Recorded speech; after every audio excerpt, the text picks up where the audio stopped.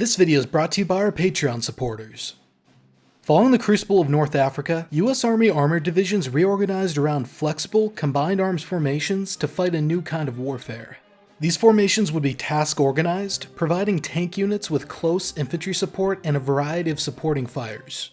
In this video, we're covering the organization of the U.S. Army Armored Division from late 1943 to the end of the war in Europe. And after that, we'll look at how tanks and armored infantry operated together in the attack, on the defense, and on the march.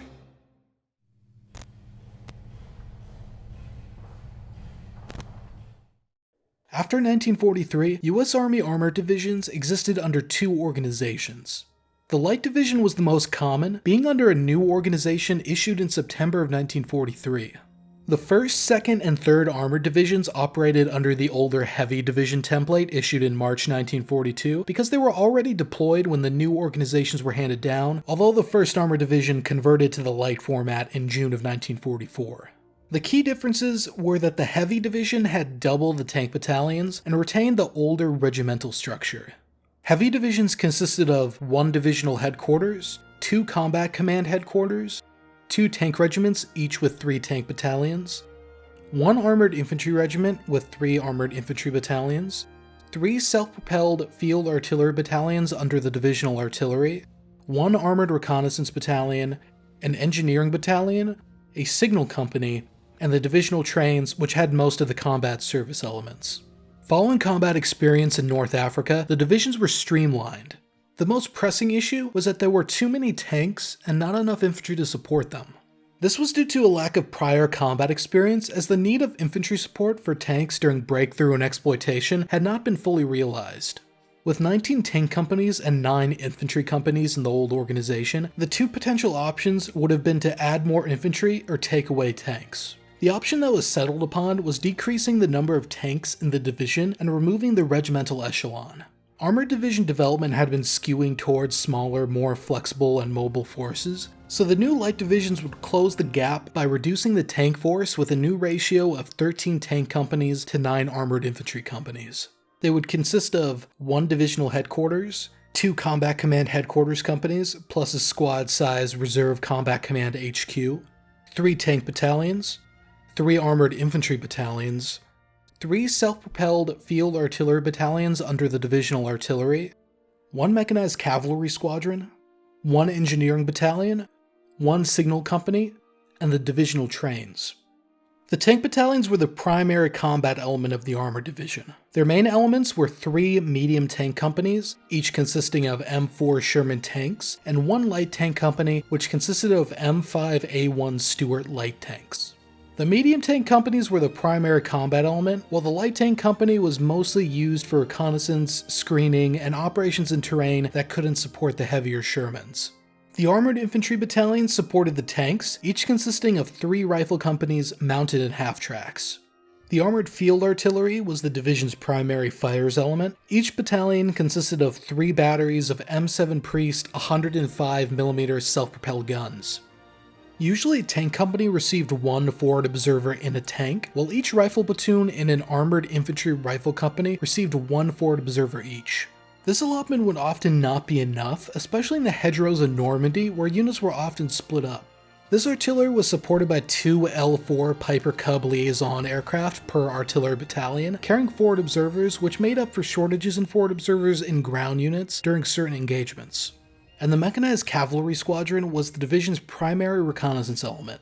It consisted of 4 company-sized reconnaissance troops in M8 Greyhound armored cars and jeeps, 1 light tank company in M5A1 Stuart light tanks, and 1 assault gun troop in M8 HMCs.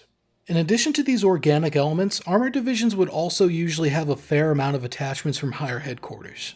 In practice, this meant that divisions would be kept smallish and flexible on paper, but would usually be heavily reinforced on a permanent or semi-permanent basis. The usual suspects included 1 to 3 tank destroyer battalions and 1 self-propelled anti-aircraft battalion.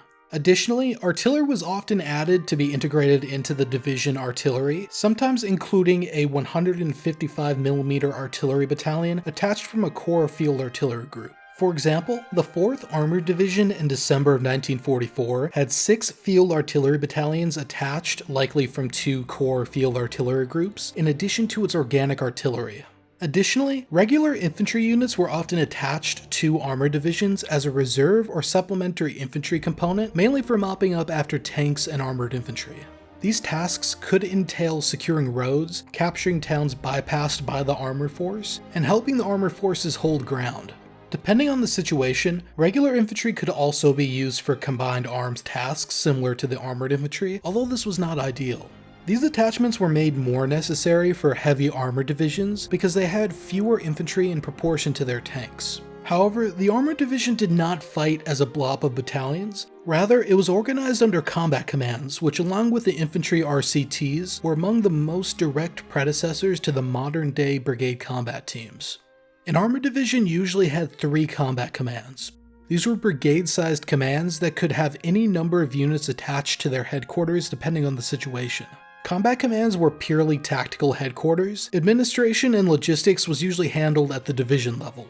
They were meant to be flexible and task-organized depending on the mission, but were often used as semi-permanent brigades. In concept, combat commands were similar to and likely inspired by the German Kampfgruppe, which were ad hoc, combined arms formations under panzer divisions. Combat Commands A and B were the division's primary maneuver forces. Combat Command A was commanded by a brigadier general. In infantry divisions, a brigadier general would act as an assistant divisional commander, but there was none in an armored division. And Combat Command B was commanded by a colonel. The Reserve Command, sometimes called Combat Command R or Combat Command C, was a divisional reserve. It only had an 8-man headquarters commanded by an infantry colonel and was meant to be mostly for training and supervising units moved to the rear. In practice, the reserve was sometimes turned into a maneuver unit in its own right, essentially giving an armored division 3 combined arms brigades. As an example, an armored division with 3 permanent combat commands could give each command 1 tank battalion and 1 armored infantry battalion each. Other support units in the division would usually be more fluid and attached to combat commands as needed. Generally speaking, armored field artillery battalions were kept under division artillery control, although they could be tasked to support specific combat commands or task forces that usually did not travel directly with them. Internally, there were a number of ways combat commands were organized. Because they were flexible in concept, this varied division to division. First, each combat command could consist of 2 task forces and combat command troops. Task forces varied in nomenclature. For example, in the 12th Armored Division, they were numbered TF1 and TF2. In the 2nd Armored Division, they were TFA and TFB. And in the 9th and 5th Armored Divisions, they were named after their commanders. The task forces would be formed around a tank battalion or an armored infantry battalion and trade companies between the two. This usually resulted in one task force consisting of 2 medium tank companies and 1 infantry company, while the other consisted of 2 infantry companies and 1 medium tank company. Ideally, these 2 battalions were kept together so they could maintain a good working relationship and integration. Heavy divisions could form a 3rd reserve task force, which for example could include a tank battalion reinforced by an attached infantry battalion. However, this was less common in the light divisions, especially when the reserve combat command was acting as an actual maneuver unit. Meanwhile, the combat command troops would include the headquarters and supporting attachments like engineers, ordnance, medical, anti-aircraft, recons, service companies, and tank destroyers. Alternatively, tank and armored infantry companies could be married together within the task force organization with extremely close integration down to the platoon and squad level.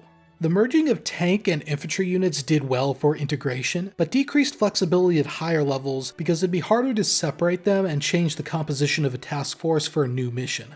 In practice, these merged tank and infantry company teams would essentially operate as a single combined arms unit. In contrast, other units were more flexible, like the 4th Armored Division, which had no permanent combat command organization and task organized constantly. The reason for such wide differences in practice was because units were essentially figuring it out as they went. There wasn't even an armored infantry manual until 1945, despite armored infantry units being significantly different from normal infantry. Even most tank manuals were outdated based on theory from the pre-war, with little detail on combined arms integration. So most of the doctrine was dictated by unit standard operating procedures, crafted through combat experience. Lower commanders were also given significant latitude in creating the specific solutions to problems, so different SOPs developed naturally. On the grander scale, there were also limited opportunities to conduct combined arms training before deploying, so they'd often have to do so in theater.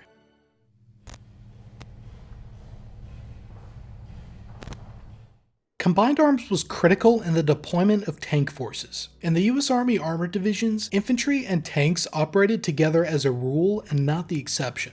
Tanks were limited in their situational awareness, and without infantry support would be vulnerable to threats like anti-tank guns, enemy infantry, and minefields. Thus, infantry complemented tanks well. As a result, integration between American tank and armored infantry units was very close. This was facilitated through involving tankers and infantrymen in shared tasks, joint training, and habitually pairing infantry and tank units together. For example, infantry battalion commanders could ride in their own command tank to better facilitate coordination during combined arms assaults, and tank platoon sergeants could accompany infantry patrols so tanks would be properly oriented later on. In combat, infantry would dismount from their half-tracks, while the half-tracks usually moved into cover. Usually, the driver and 1 to 2 men would then be left behind to man its machine guns. This was a key difference from the Germans, whose armored Panzergrenadiere were broadly meant to fight mounted when attacking with tanks.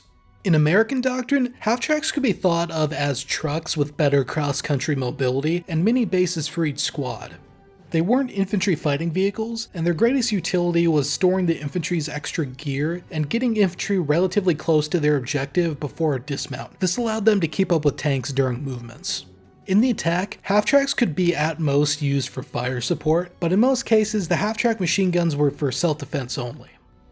In an attack, medium tanks would usually be the spearhead, followed by supporting infantry on foot. However, this depended on the tactical situation. If terrain had a lot of obstructions, was heavily wooded, or the ground was too soft, infantry may have to lead an attack, often with light tank support from the rear. A tank forward approach was more desirable in open country with clear avenues of approach and few major obstructions.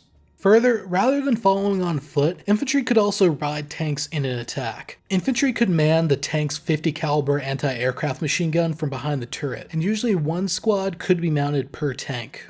Riding tanks nullified the need for tanks to travel at a walking pace so their infantry could keep up, gave infantry better observation, and made infantry more difficult targets for small arms fire. However, it made them more vulnerable to mortars and anti-tank gun fire, and could be dangerous if a tank was moving at higher speeds over rough terrain. An example of a unit using tank rider tactics was Combat Command A of the 2nd Armored Division during Operation Cobra. During this operation, its assault consisted of 3 echelons composed of units from the 66th Armored Regiment and 22nd Infantry Regiment. The first echelon consisted of just tanks as the spearhead, while the second echelon consisted of tanks and infantry mounted as tank riders. These infantry provided local security for the second echelon of tanks, and could dismount to support the first echelon if they met stiff resistance. Lastly, the third echelon consisted of tanks and infantry, mostly for mopping up the areas the first and the second echelons passed through. Here's a more detailed example of a combined arms attack carried out by one tank company and one armored infantry company. It shows the tanks leading the attack with one infantry squad behind each tank. The armored infantry HQ was dismounted with the tank company HQ, which remained behind the leading formation. The distance between tanks and infantry varied in practice. Generally, if the tanks were taking heavy fire, the infantry would not be able to accompany as closely. Thus, the Germans could make attacking American tanks more vulnerable to anti-tank weapon teams by targeting a combined arms formation with mortars, anti-tank guns, and artillery to force the infantry to keep their distance.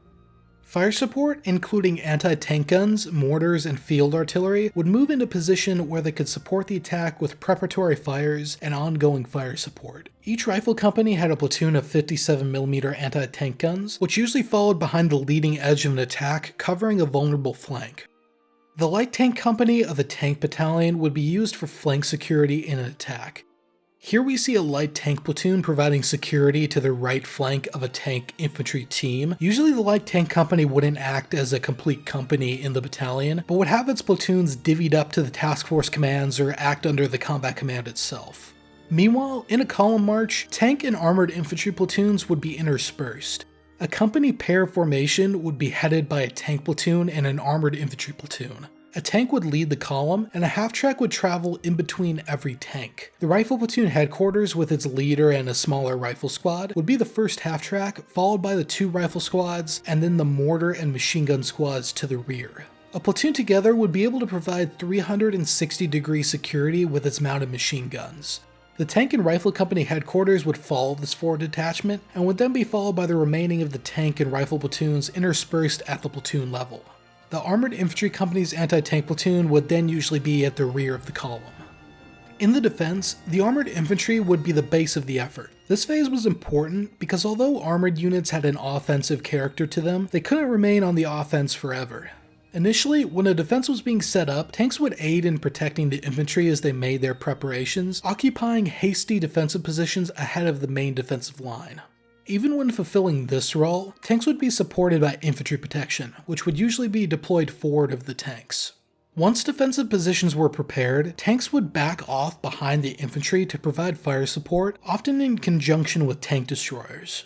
In this respect, the tanks were simply a reinforcement to the infantry's defense, but were well placed to conduct a counterattack if there was an enemy breakthrough. Being in the rear, tanks would also be able to conduct maintenance, resupply, and prepare for upcoming operations. In this sense, the infantry were still fulfilling a supporting role in defending a halted tank unit. Overall, the World War II experience was important to refining the US Army's pre-war combined arms technique.